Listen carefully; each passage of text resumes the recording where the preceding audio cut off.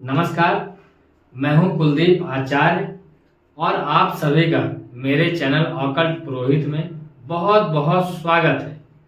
और आज एक बहुत ही महत्वपूर्ण विषय के बारे में बात करेंगे जो कि आजकल बहुत ही ज़्यादा प्रचलन में है, वह है वास्तुशास्त्र। आखिर वास्तुशास्त्र होता क्या है और इसका हमारे जीवन पर इतना बड़ा प्रभाव कैसे पड़ता है। आपने देखा होगा कई मनुष्यों को जो घर बदलते हैं और अचानक वो बहुत ग्रो करते हैं, बहुत आगे निकल जाते हैं। लेकिन कई मनुष्य ऐसे भी होते हैं जो घर बदलने के बाद बिल्कुल बर्बाद होना शुरू हो जाते हैं, कहीं न कहीं बिल्कुल डाउन चले जाते हैं।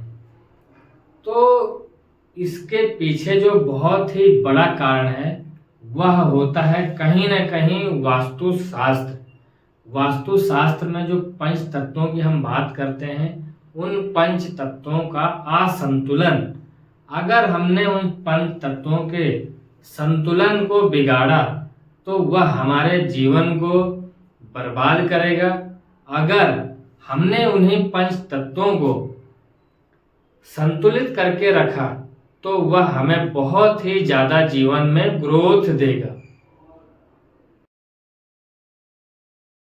क्या मैं आपको संधि विच्छेद में समझाता हूं। अगर हम इस शब्द का संधि विच्छेद करें तो इसका अर्थ क्या निकल कर आता है।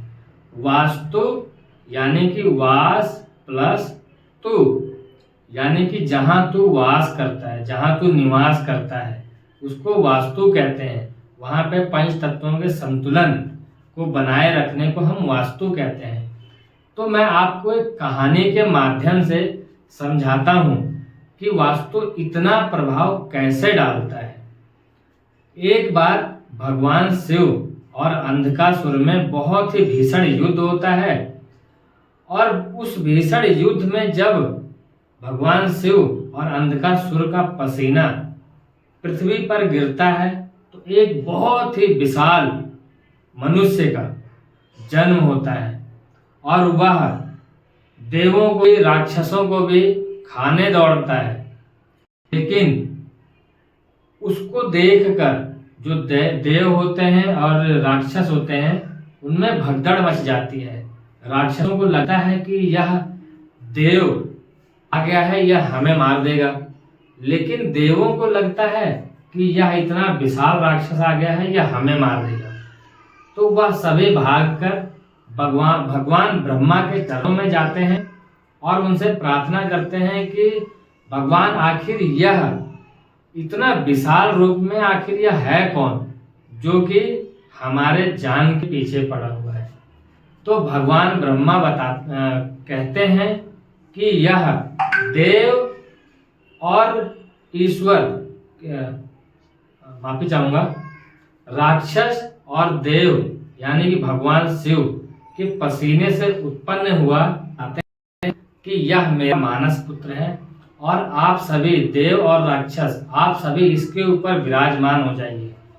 और अब पृथ्वी पर जो भी निर्माण होगा उसमें वास्तु पुरुष की पूजा होगी और जो भी दिशा, जो जिस भी दिशा में पंच तत्वों के संतुलन को बिगाड़ेंगे उस तत्व से संबंधित जो भी समस्याएं होती हैं उसका भक्षण वास्तु पुरुष करेगा।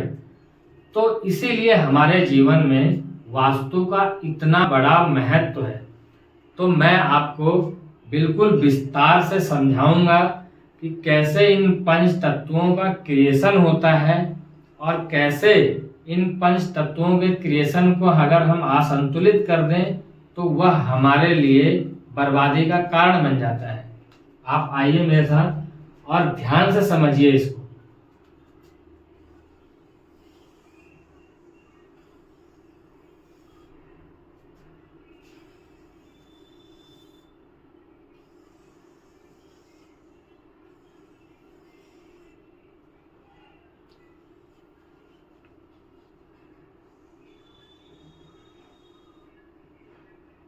पहला तत्व हमारा आकाश तत्व। आकाश से बारिश होती है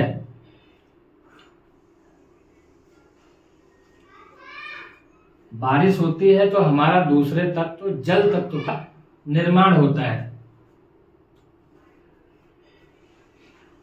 और जल जब आ जाता है तो आप देखेंगे पेड़ पौधे उगने शुरू हो जाते हैं। जब पेड़ पौधे उगते हैं तो उससे कहीं ना कहीं वायु का निर्माण होना, उससे वायु का निर्माण होता है, वायु का क्रिएशन हो जाता है। और उससे जो अगला हमारा तत्व होता है, पेड़ पौधे जब बहुत विशाल रूप ले लेते हैं, वह सूख जाते हैं, तो उसको जब हम जलाते हैं तो वह अग्नि का रूप लेता है, यानी कि अग्नि तत्व, वह अग्नि तत्व बन जाता है। और वह अग्नि जब बुझ जाती है, आपने देखा होगा, वह राख का रूप लेती है, यानी कि पृथ्वी तत्व, पृथ्वी तत्व। तो यह होता है हमारे पंच तत्वों का क्रिएशन। आपने देखा कि यह हमारे पंच तत्व हैं। आकाश से बारिश हुई तो जल तत्व का निर्माण हुआ, और जल के बाद पेड़ पौधे हुए, उससे वायु तत्व का निर्माण हुआ, और वायु से जब पेड़ बूढ़ा हो गया, सूख गया, उसे जब जलाया गया तो अग्नि तत्व का निर्माण हुआ। और अग्नि जब बुझ जाती है तो जब राख का रूप ले लेती है तो वह पृथ्वी तत्व बन जाती है। तो यह हमारे पंच तत्वों का क्रिएशन है। अगर हम इसके क्रिएशन को असंतुलित कर दें, बिगाड़ दें, तो वही हमारे घर में वास्तु दोष होता है।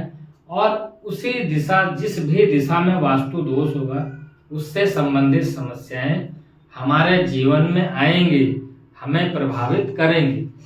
आइए आपको उदाहरण के साथ समझाता हूं कि कैसे हम पंच तत्वों के संतुलन को अगर बिगाड़ दें तो वह हमारे जीवन को कैसे प्रभावित करता है और कैसे जीवन में बड़ी बड़ी समस्याएं देता है। जैसा कि यह हमारा जल तत्व है और यह हमारा अग्नि तत्व है। तो यह तो आपने देखा था कैसे इनका क्रिएशन चलता है। लेकिन अगर हम जल तत्व को अग्नि की दिशा में लेकर आते हैं, यानी कि जल को अग्नि में ले आए, अगर जल अग्नि में आएगा तो कहीं ना कहीं वह अग्नि को बुझा देगा। अग्नि को बुझा देने का मतलब है कि अग्नि जो है ऊर्जा का रूप होता है। जिस भी गर्म घर में इस तरीके से जल को अग्नि में लाया जाएगा, उस घर में देखेंगे कहीं न कहीं लोगों की ऊर्जाएं बहुत ही डाउन होती हैं, बहुत ही कमजोर होती हैं। उनके घरों में पाचन को लेकर समस्याएं होती हैं। उनके घरों की आर्थिक स्थिति बहुत ही ज़्यादा कमजोर रहती है। और कमजोर क्या कहूँ मैं, उनके घरों में आप देखोगे कि बहुत ज़्यादा कर्जा तक होता है। क्यों? इसका कारण होता है कि हम जल तत्व को अग्नि तत्व में लेकर आए, जिससे कि हमारा अग्नि तत्व खत्म हो गया।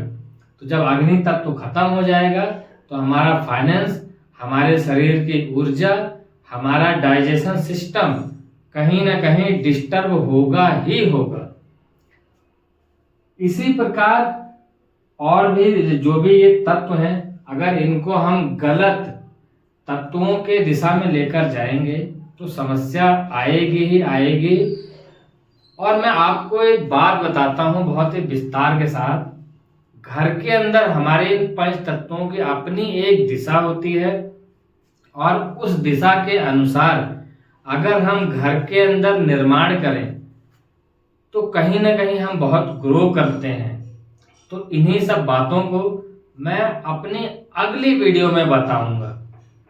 और आप सभी से एक रिक्वेस्ट है कि आप सभी मेरे चैनल को ज़्यादा से ज़्यादा फॉलो करें।